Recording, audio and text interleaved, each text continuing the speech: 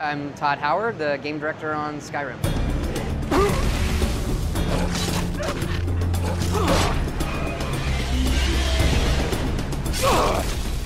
It originally started with us wanting to do a magic system that had as much gameplay as our combat, where you can block and miss. So we started there, and as the project went on, it got to, what if I put two weapons in my hand? You know, that actually was a late development.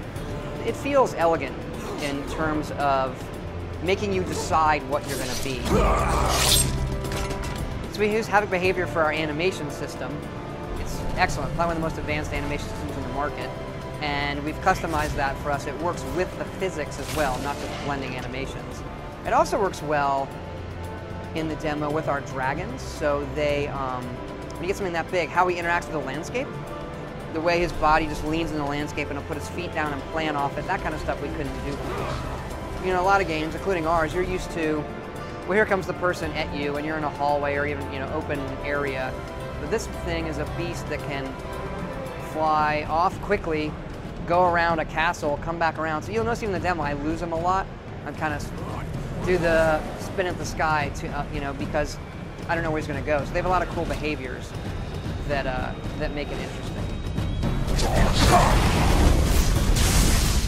We have a system called Radiant Story that we're using, and it's how we make all our quests. Most of our quests are still written the way we used to write them. They tell good stories, they have specific characters, etc. But even when a designer is putting that quest together, our quests have roles, and that role can be where it takes place, the items in it, the people in it. A good example is when you walk into town, we can have it look for someone with a child. We can have that child kidnapped and put in a dungeon nearby that you missed for some reason. Well, before we would have to do that all by hand, and now we have a system that allows us to do that stuff. And we're kind of hoping at the end of the day it's a light touch. People don't notice it too much. You know, you see a lot of free-to-play games, and their microtransactions are what make that game, and the users seem to like it. Some of the bigger ones we did for Fallout 3 I thought were better.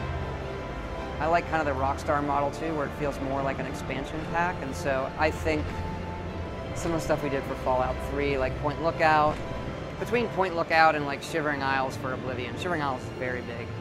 So I honestly don't know what we're going to do yet, but that's kind of the way we're looking at it. Something it's going to cost a bit more, but it's going to be more of a complete package, and you won't get as many of them, but they'll be better.